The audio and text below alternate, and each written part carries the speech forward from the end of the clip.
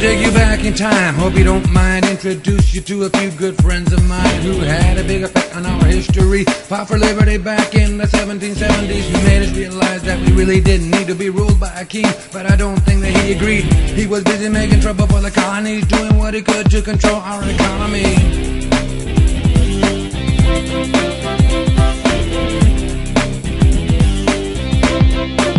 He tried the Sugar Act, then the Stamp Act, the Declaratory Act. We didn't like that. We started fighting back. We sent a letter to the king to say, what's up with that? The king wanted to tax us, but he didn't even ask us. Redcoat soldiers came on over to harass us, made the Sons of Liberty a little upset, cause the king wasn't showing us any respect.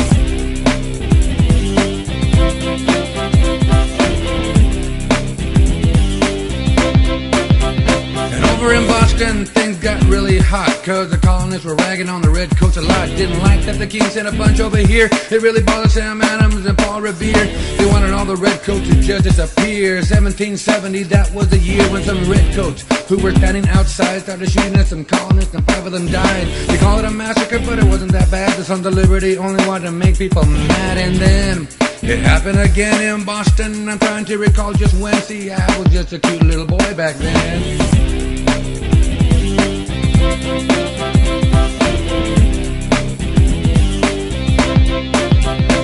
It was a cold dark night in the middle of December 1773. See, I remember the Sons of Liberty quick and quietly climbed aboard a boat that was carrying all the British tea, and just like Indians they dumped it into the sea, and then they went home rather nonchalantly. The king got really mad when he heard about the party that the colonists had. He said, okay, you want to play that way? I'm gonna make some new laws that you better obey until you repay all the tea you threw away. Complain if you want, but I don't care what you say.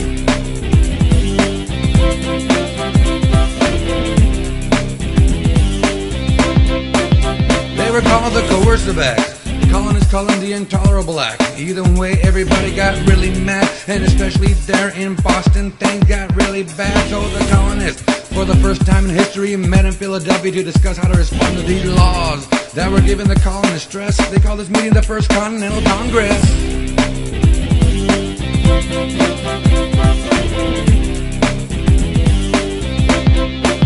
And then the big event. Pay attention, boys and girls, as I tell you about the shot that was heard around the world. The redcoats were looking for colonist guns when they came upon a town called Lexington, and there to meet them were about 70 men, there to defend their homes. And that's when somebody fired a shot. Nobody knows who, but the redcoats, believe it or not, started shooting, and many colonists got hit, and 8 of them died. And colonists from all around the countryside came by to give the redcoats a big surprise.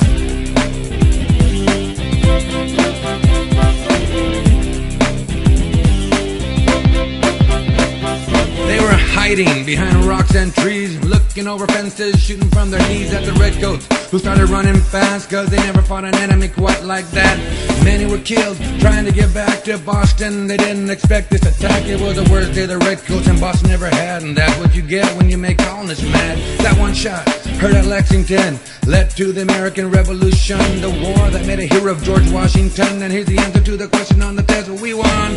So there you go. Now you know the information, join the celebration. You know a little more about the birth of this nation, and I think I deserve a standing ovation, cause that's the end of my little presentation.